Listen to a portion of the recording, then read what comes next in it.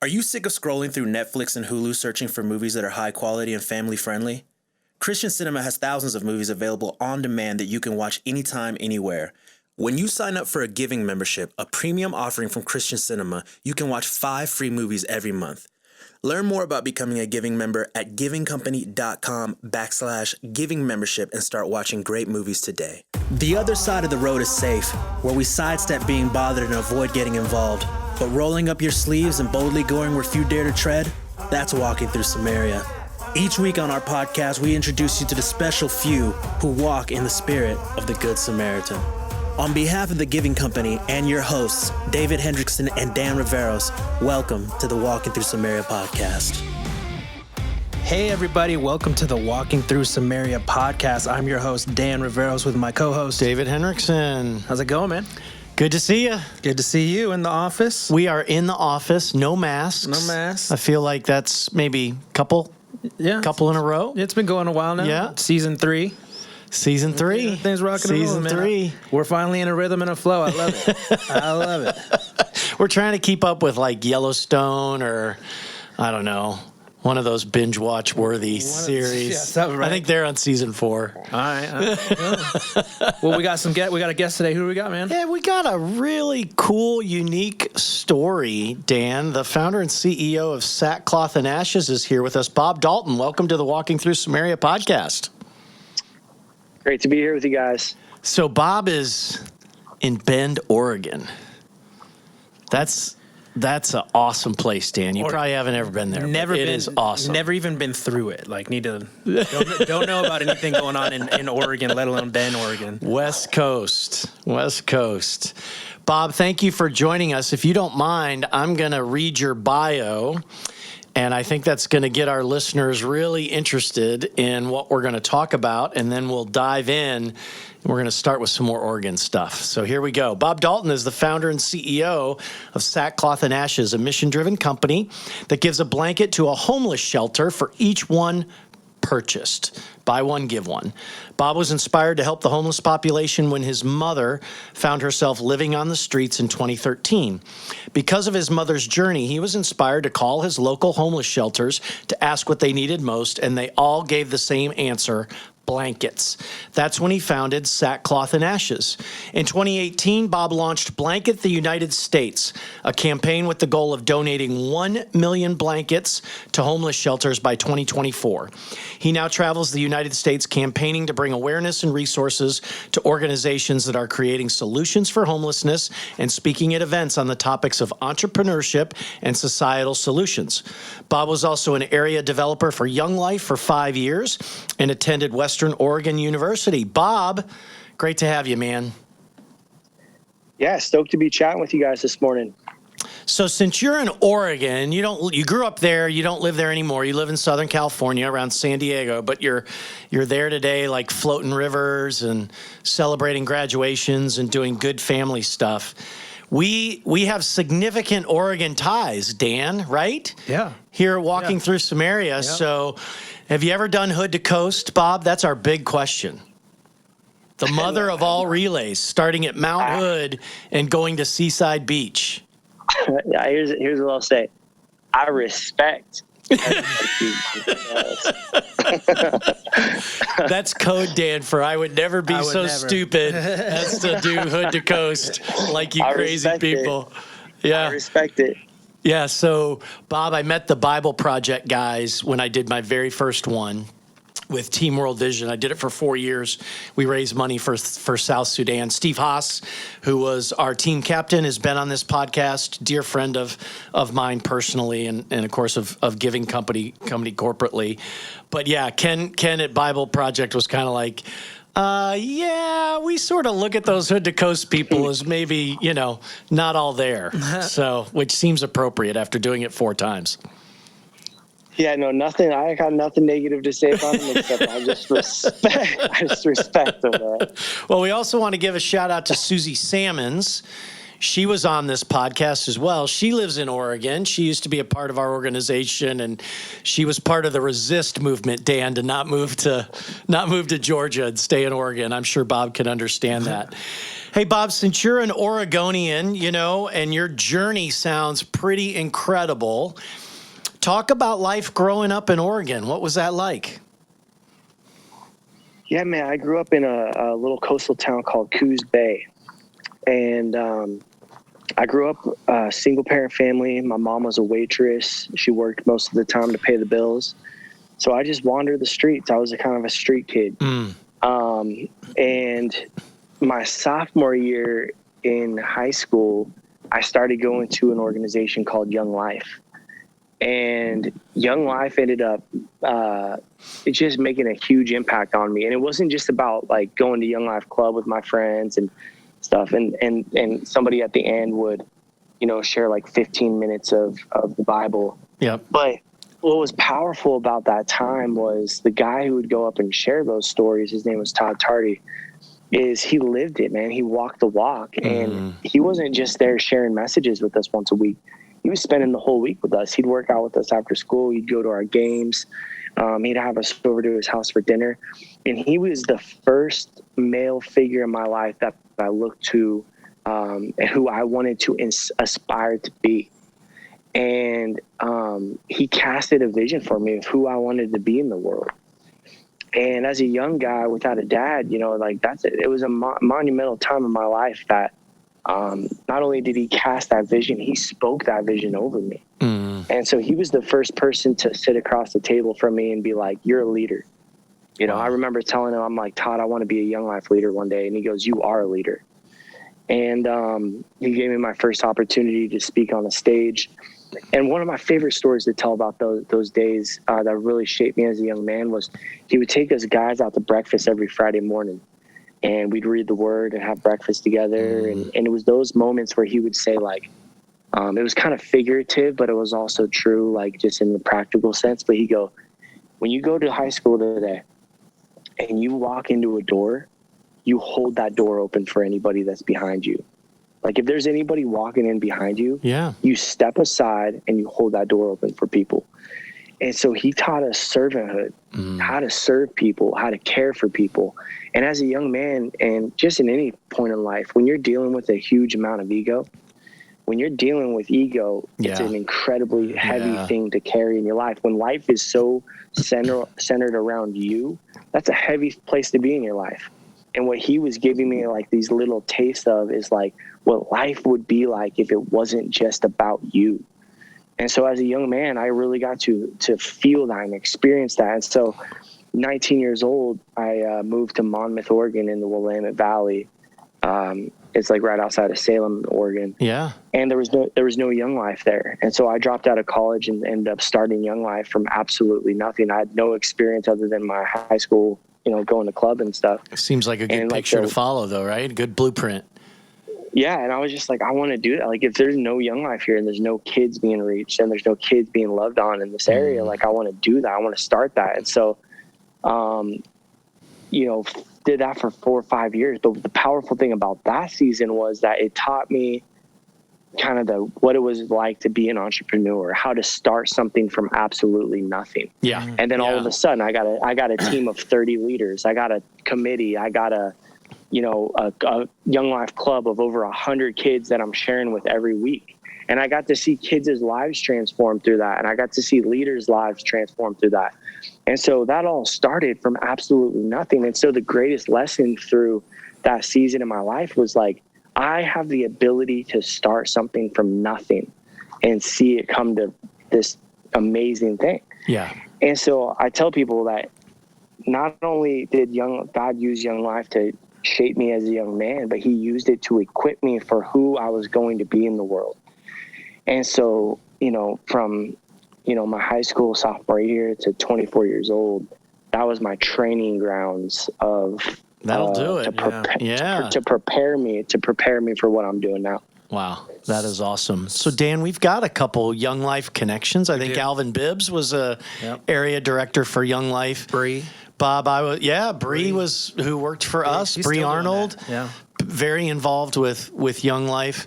Bob, Alvin Bibbs was the area director for Young Life for Cabrini Green, which was one of the toughest projects in Chicago. and I was one of his volunteers back in the day. This is going back almost 30 years. Yeah. So anyway, a few Young Life connections for sure. So somewhere along the way, you came face to face with homelessness, and it changed your perspective on this. Can you tell us about that?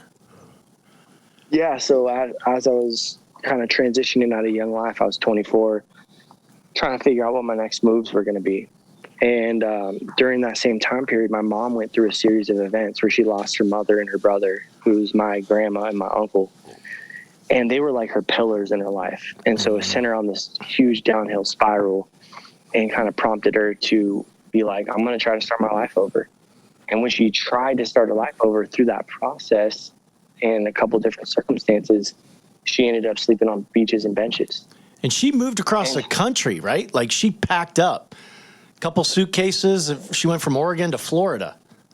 Yeah, she was living in Coos Bay in Coos Bay, Oregon. And then, to get out of the scene that she was in and kind of start over, she packed up, sold everything she had left on Craigslist, packed a suitcase with 2 pairs of interview clothes, and flew from Oregon to Florida. She thought one of her family members over there would kind of take her in and help her get restarted, and that just didn't work out the way she'd hoped. And so she ended up living on the streets. Wow. And so, I'd reach out, see Mom, what can I do? And it was just this strange season where she didn't really want to receive a ton of help from me specifically. And I think part of that was that she, the people that told me, the one thing she had left, in that season was that she was a mom. And, by you helping her out, you contributing to that situation, it could potentially take that away, but it was just this weird dynamic, man. I mean, all of it was just weird. She was across the country.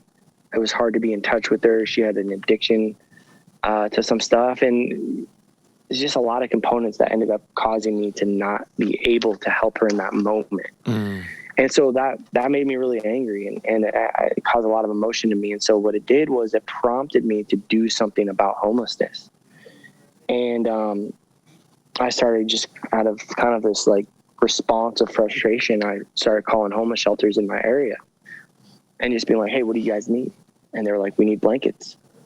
And I was familiar with the 1-for-1 business model that Tom's and Warby Parker, all these companies, pioneered. But I just thought it would be interesting. Okay, I'll sell a blanket and then I'll donate a blanket to a homeless shelter. And specifically because homelessness is so, prevalent all over the U.S., I'll donate a blanket to that person's local homeless shelter. So no matter where you live in the United States, if you buy a blanket in Austin, Texas, we'll send a blanket to a shelter in Austin. If you live in New York and you buy a blanket, we'll send a blanket to a shelter in New York. And I wanted to give people the ability and kind of evolve the 1-for-1 model to give people the ability to make a difference down the street from where they live. And I thought that was a creative way to evolve the 1-for-1 model. Yeah. That's awesome. Very cool.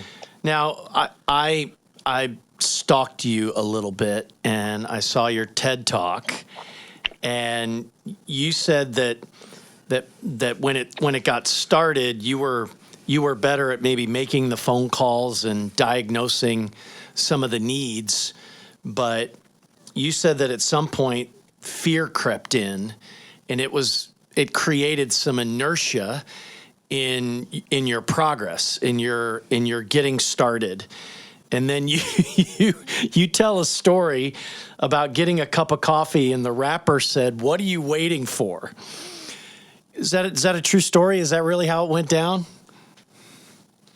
Yeah, I mean, I was, you guys know how it is. It's one thing to have an idea. It's another thing to do that idea, and I was kind of in a moment where I was frozen. I was I felt it wasn't about me not pursuing the idea as much as it was I felt like the walls were caving in on me.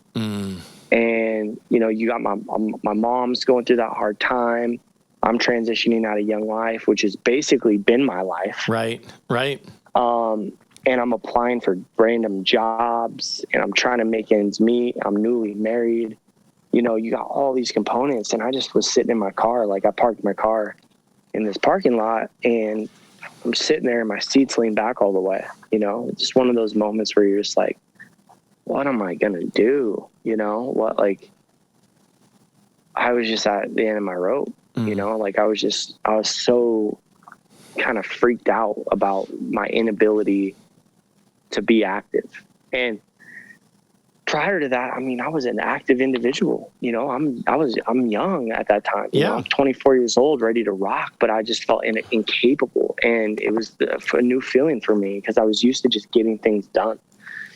And I look up, and on my knee, there's a coffee cup, and on the coffee sleeve, it says, "What are you waiting for?" And I just wanted a cup of coffee, right? I didn't need subliminal messaging, right? No, exactly. That was the first thing that came to my mind was, I'm like, what the hell coffee company puts quotes on their sleeves?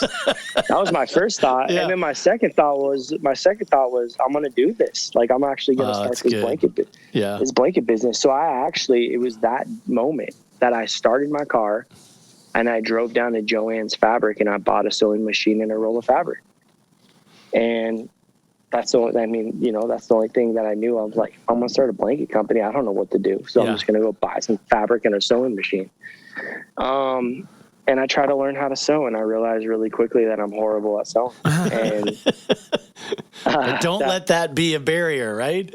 That was the thing. Like, that was my first obstacle, you know, and I had two choices in that moment. You know, I was like, I can either quit or I can find somebody who can sew. So I found this sweet little lady named Tammy.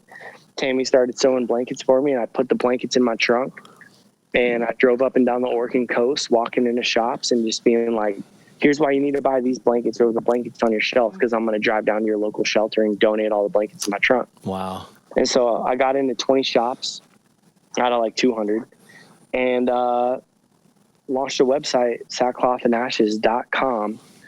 And Sackcloth and Ashes was the name of the company, and because sackcloth and ashes is ancient Jewish symbolism, which means mourning and repentance. And so the whole concept of it was you know, for every blanket I sell, I'm going to donate a blanket to a homeless shelter. And so it was like, every time you wrap yourself in a sackcloth and ashes blanket, it symbolizes mourning over the homeless population and repentance by contributing to a shelter in your area. And I didn't start that with the name because I felt like that necessarily represented everybody, but I felt like it represented my journey of my repentance, my mourning. And because I was the guy prior to my mom ending up on the streets, I was the guy who judged people on the street. Yeah. Yeah. And so this whole journey of like, all of a sudden now I'm starting a blanket company that helps the homeless population. Like, it is insanely ironic because I was just weeks off of judging someone on the street holding a sign and whispering under my breath, go get a job. And so like, now all of a sudden now I'm trying to contribute to the issue. So like, this is like my personal spiritual transformation of how I understand that these people on the streets have stories and they have, you know, circumstances that possibly got them into that situation that might have been out of their control. Yeah. And I think that with my mom taught me that because she's the hardest working person I know. She's got 2 college degrees, and that transformed my paradigm of how I approach this thing. And it made me realize, like, you know, it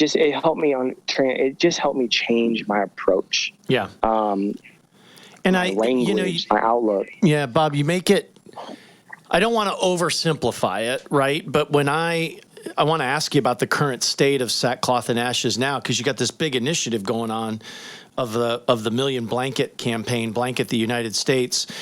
But here's kind of how this goes down, right? So first of all, you've experienced firsthand brokenness, and you sort of realize, hey, there's a real societal issue out there called homelessness, and it isn't what I thought.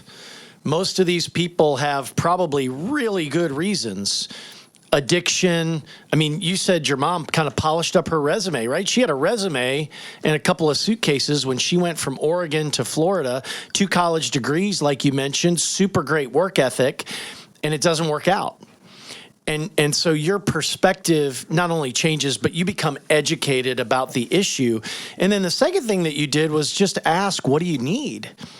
And all of a sudden, Sackcloth and Ashes is born. And like I said, I don't want to oversimplify it, but how often do many of us kind of encounter an issue, brokenness, pain, whatever it might be. And then the second thing you got to do is kind of ask, well, what is needed here? What's the gap? And then do something. I mean, that's a little bit of the history of Sackcloth and Ashes, right? Yeah, totally. I mean, it was a mix between what I was inspired by and models that I saw that worked. You know, it wasn't like, yeah. I was like, well, I guess there's already one-for-one companies out there, so I probably shouldn't start one. Like, that wasn't, you know, I'm inspired by that. I want to learn from that. Yeah. Like, that's a powerful good model. Yeah. You know, I could have just started a nonprofit and just tried to raise money to donate blankets to shelters. But like, the powerful thing about the one-for-one model is that I'm inviting people into it that can now participate in the bigger movement of contributing to this particular issue.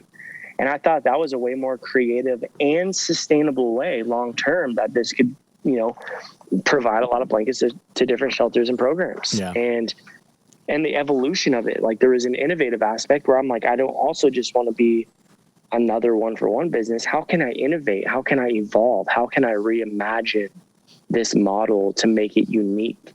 And I felt like the local component is what sets us apart from all the other one-for-one companies as well. So it's a mix of like, what are you inspired by? What's out there? What can you learn from? And how can you innovate? How can you reimagine? What can you do different? And it's a mix of both. Yeah, it's good. Yeah. And the blanket is super high quality. So I have one. It's hanging in our kind of entryway to our house on this little decorative ladder. I mean, first of all, high quality product. Like you mentioned, the one-for-one donation is local. The other thing is I'll just, you know, harp on the packaging for a second. It's a really cool experience to get a Sackcloth and Ashes blanket in the mail or the parcel or UPS or however it's delivered. And what you'll notice is that there's messaging all over the box. It's very high end. And then that box also encourages the recipient of the blanket to put more things in there and donate those to their local homeless shelter. That's so cool. It's really well thought out, and it's really an incredible experience. And I want to congratulate you and your team, Bob, for what you've done. Can you give us some insight as to where you're at? You've got this big, hairy, audacious goal, 1 million blankets by 2024. Like, how's it going? Give us a sense of the scale. Yeah, and to address the product aspect and the packaging aspect first, you know, it's where we're at with that now is so we've been in the game for 7 years now. And over time, as the company's grown, we started to say like, hey, like donating a blanket, that's great, but how can we make a difference and an impact in every single aspect of this entire company? Both what's seen from public, but also behind the scenes. What can we be doing? What can we be changing? How can we be innovating? How can we, you know, do things right? And so that led me to finding a great manufacturer of fabric in Italy. And we now make our fabric from 100% recycled materials where the fabric is made from sweatshirts and t-shirts and all that kind of stuff that's put into a grinder and turned into yarn and repurposed into incredibly high quality fabric.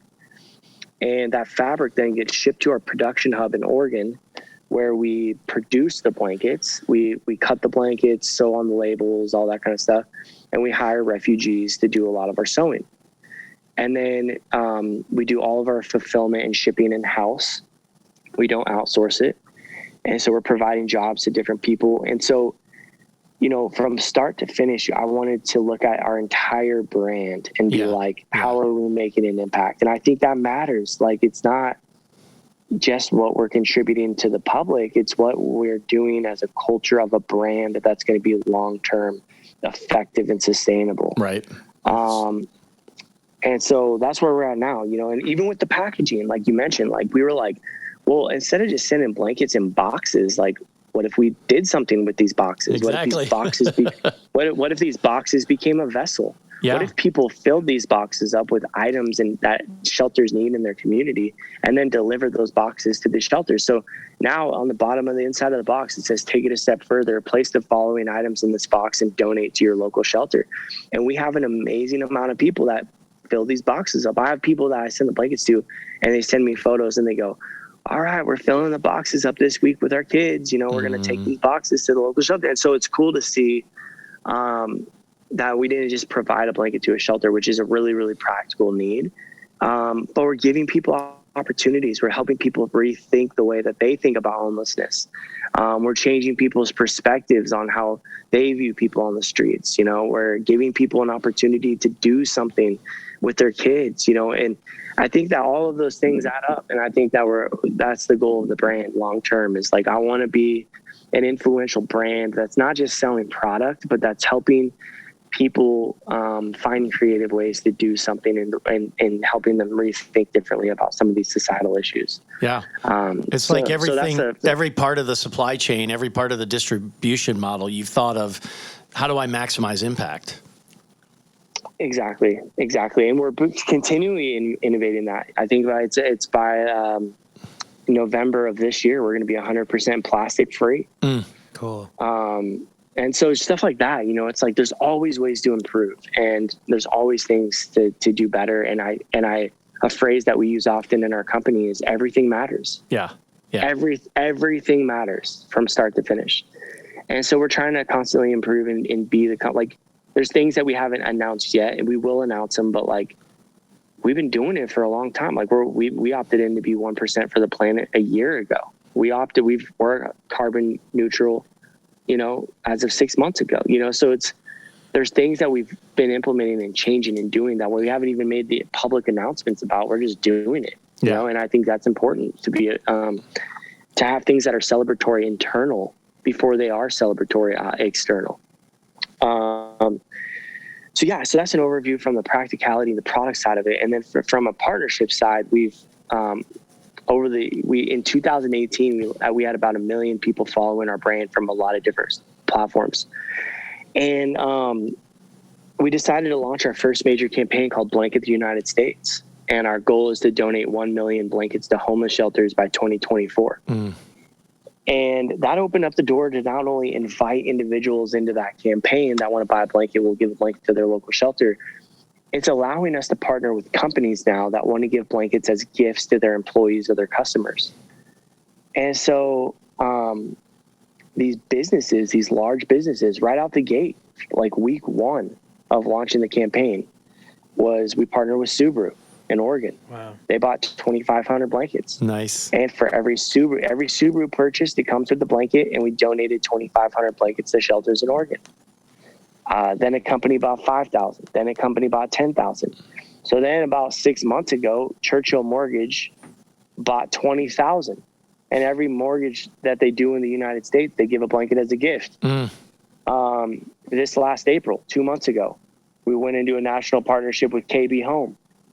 And KB Home's a national home builder. Every home that they build starting in July in the nation, they're going to give a blanket as a gift. That's awesome. We just locked in a national partnership with REI. So our blankets will be in every REI in the nation in October. And so you have these national partners that are now starting to arise and to help tell the story and help participate to Blanket the United States. And it's really, really exciting. We don't have any investors 7 years in. We have a lot of freedom and control internally. Yeah, that's great. We're really agile.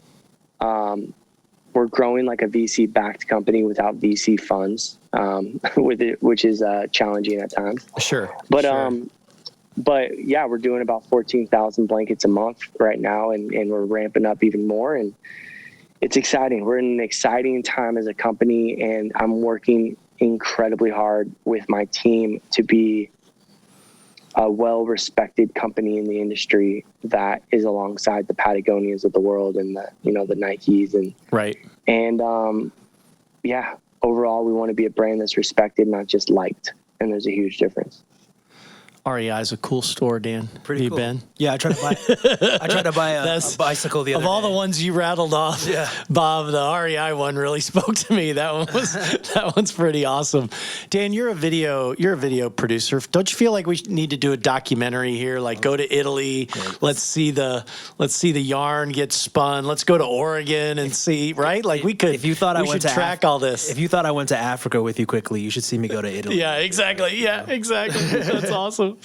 Hey, Bob, You, as I mentioned, I stalked you a little bit, social media and your TED Talk and stuff. You said something, not to get us off track, but you said something that was incredibly profound when I saw your TED Talk, and you were kind of maybe poking a little bit at maybe the cynicism of today's society, particularly in the U.S. And here's what you said. I hope I get this right.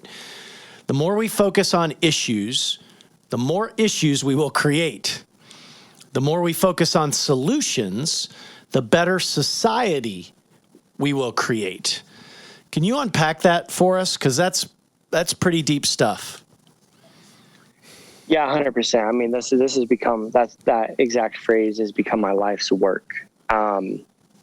And it's really not off topic at all in any way, because what the blankets have done is the blankets now being shipped out to over 500 different shelters and programs in the States. The blankets were the third party object that's connected me to some of the best work in the United States that are solving some of these big issues, right?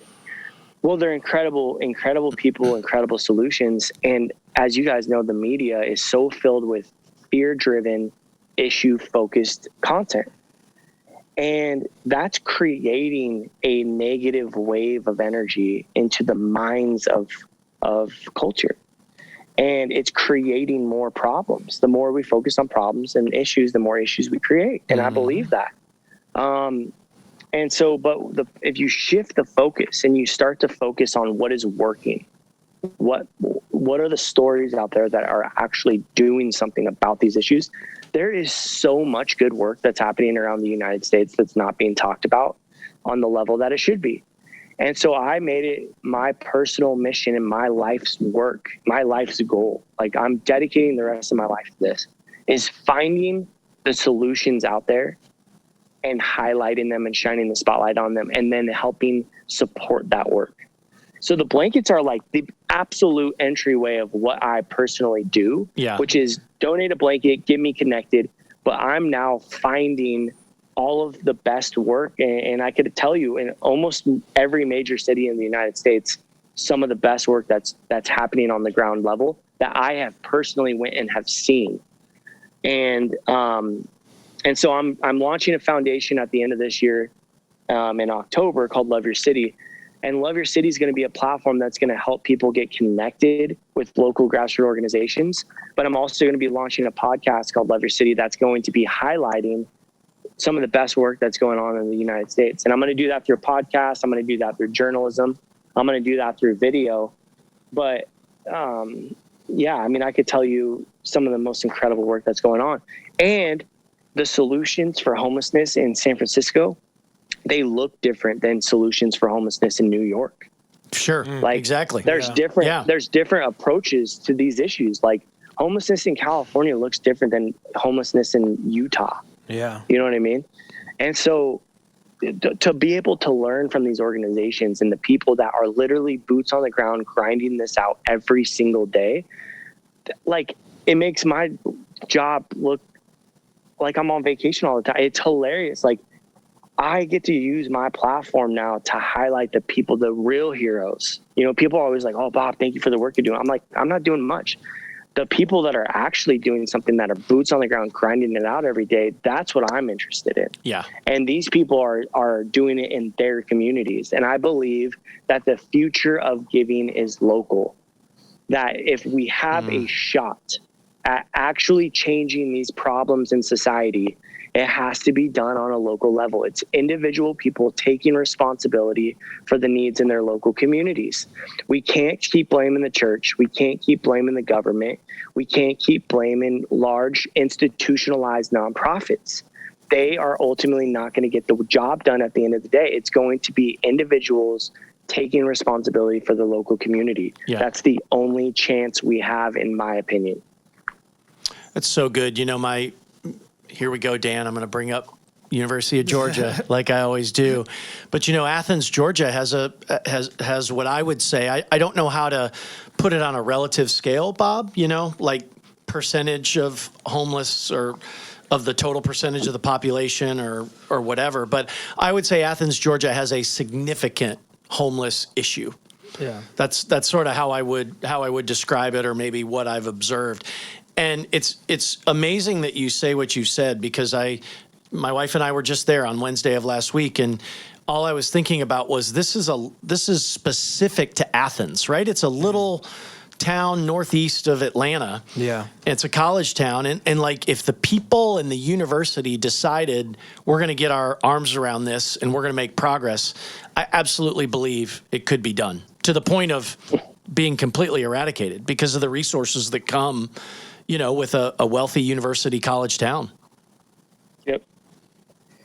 Yeah, I mean, it's doable. And what it takes is individuals linking up with work that's already being done typically. So like there's already good work that's happening in every community. Yeah. And it's finding out what that work is, which our website in October will help with that. But there's good work that's happening in your local community, and you can either start something new, which is the much harder route and doable, or link up with somebody who's already doing the work and learn from them. A lot of the times we think like, oh, we want to be the heroes. We want to be the main people. But the truth is, like, if you want to be an outstanding, individual contributor in your community, link up with the people that are already doing the work and learn from them. Yeah. Learn about the issue. Learn firsthand from them. Go serve a meal with them, or go, tour their facility where they're housing people. Like, that's what's going to spark an imagination and creativity. And it might inspire you to start something new, or it might inspire you to volunteer your time to this organization, or it might inspire you to support them financially. But whatever that is, you got to at least put yourself out there to find out what is already being done in your community, and then figuring out ways that you can support those solutions. And I say all the time, not every nonprofit is creating solutions. I'm not a supporter of nonprofits. I'm a supporter of solutions. And there's a huge difference. And so our goal is to help people identify what is actually working, what are the solutions that are being created in local communities. And then the second question is, what can we do to support that work? Let's build off of that momentum. Let's elevate those organizations. Let's elevate that work, and let's make it known. And let's give a lift to some of these people that are grinding it out that might not have time to market what they're doing. You know what I mean? They might not have time to fundraise all their time, because they're doing the work. And so how can we come alongside these people and help support them? That's good. Yeah, that's powerful stuff. Really good. So what you just said, Bob, is really consistent with what Dan and I are doing on this podcast. Maybe not necessarily only locally focused, even though I agree completely with your statement that local problems deserve local solutions. But part of the reason for this podcast is helping people see all the good work that is being done, largely by believers around the world. Because I think sometimes, fair or unfair, believers can take their fair share of hits on, are we doing enough as believers, as evangelicals, as Christ followers? That's probably the best descriptor there at the third one, to act like Jesus taught us in the parable of the Good Samaritan, which is, don't just go take care of somebody who's been left behind by everybody else, but go take care of somebody who's had a very different experience than you have. Mm-hmm. They may look different. They may be of a different socioeconomic area. They may be geographically different. They may be politically different. They may be religiously different, whatever it might be. And so I guess with that bit of a preamble, I'd like to think that the Good Samaritan was solution focused, like you said. He didn't focus on the issues. He didn't say gosh, what are we going to do with all these robbers? Should we have more police? Or why didn't this guy protect himself, or what have you? He got involved. And he offered a solution. He made sure the Jewish person was taken care of, fed, cared for at the inn, took care of the innkeeper for taking care of the Jewish person, like the whole thing, like we talked about with Sackcloth and Ashes, the whole supply chain. Can you maybe give a little bit of practical advice to our listeners? Because Dan and I preach this every single week. We're like, hey, Let's all go be good Samaritans. Let's lead with compassion towards those who are different from us, just like the parable in Luke chapter 10. You know, you're doing this. You're living this every day. What's some practical steps from your experience, from your wisdom, from everything that you've told us that our listeners could take away from this conversation about being better good Samaritans locally? Yeah, three things. Number one is do not give out of guilt. That's number one. Number two is if you see a need around you, which we see all the time, like different little needs and stuff that people have, it could be on a really, really small level, or it could be on a bigger level. If you have the ability to meet the need, just meet the need. That's it. If you see a need around you, meet the need, and you have the ability to do it. However, number three, 90% of the time, most of the time, you don't have the ability to meet every need, right? But you do have the ability to be a bridge builder, and you have the ability to connect somebody who can meet a need with the person that has the need. And so most of my work is bridge building. I'm connecting people with needs that they could be helping with that I might not be able to help. If I have the ability to help, then I'm going to do it. But I come across needs all the time. And if I try to be the one that's constantly overwhelmed and try to be the guy that's helping the needs all the time, I'm going to get burned out, and I'm going to, be really discouraged about the lack of work that I could actually do. But most of the time I have the ability to build bridges and make connections and get, for one example, like I reached out to someone on Navajo Nation during COVID. And I was like, hey, I see the work you guys are doing over there. Do you need blankets? And she said, no, we don't need blankets. We need showers. Yeah, there you go. Like they don't have running water. They don't have running water or electricity. And I'm like, oh my God, like I didn't realize it was like that. It's basically like third world country over there. So yeah, I'm like, okay, that's interesting, because I just met a guy named Jordan Verdant who does showers for the homeless in Oceanside, California, which is where I live. Unreal. And I started taking coffees down there during COVID and passing them out to folks and getting to learn about humanity showers. Incredible organization. If anybody wants to look him up, it's humanityshowers.org. But he's one of the greatest solutionists I've ever come across. Well, I hit up Jordan. I go, hey man, I'm talking with, someone on Navajo Nation, and they need showers. Do you want to bring your shower trailer over there and we'll provide showers to people? He's like, nah, bro, I don't think it's like that. I think they need permanent showers. Like, I think they actually need showers. And that's how uneducated like pipes, I am in this process. Pipes and plumbing. I'm just stuff. Well, I'm just like thinking like what, I'm just trying to connect dots here. So I end up going over to the reservation with Jordan and assessing the situation and learning from them, learning from the people. What do they need? Taking water and food and resources out to some of the elders on the reservation. And then Jordan, while he's over there, he's like, okay, I know exactly what we need to create. Boom, boom, boom. Invents this shower system where he took a large container, took a second one and flipped it up onto the other one and made this walk-in shower system out of these, giant containers. And then he ordered a bunch of camping generators from Australia where you can have hot and cold water that's just connected to propane tank. You don't have to actually plug it in.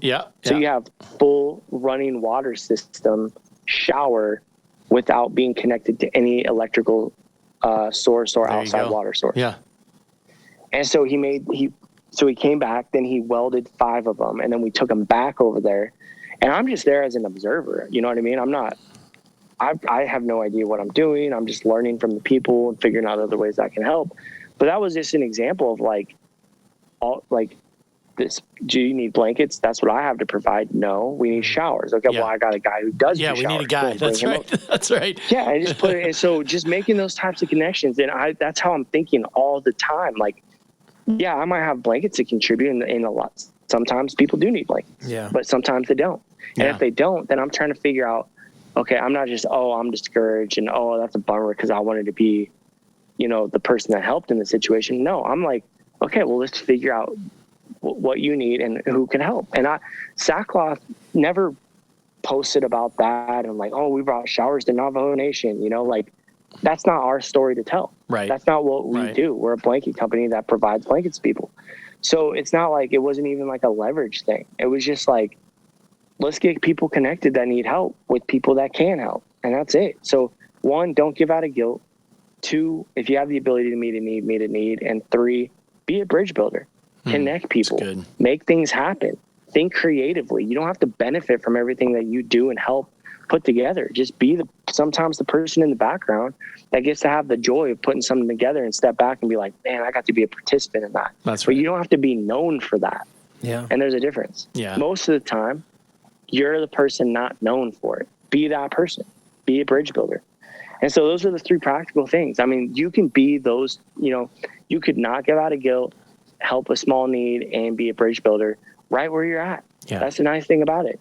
You don't have to be some crazy activist or leader to be able to do those 3 things. We all have a responsibility in our local communities to do something small and to help move the needle a little bit. And I think we all can do that. We all have the ability to do that.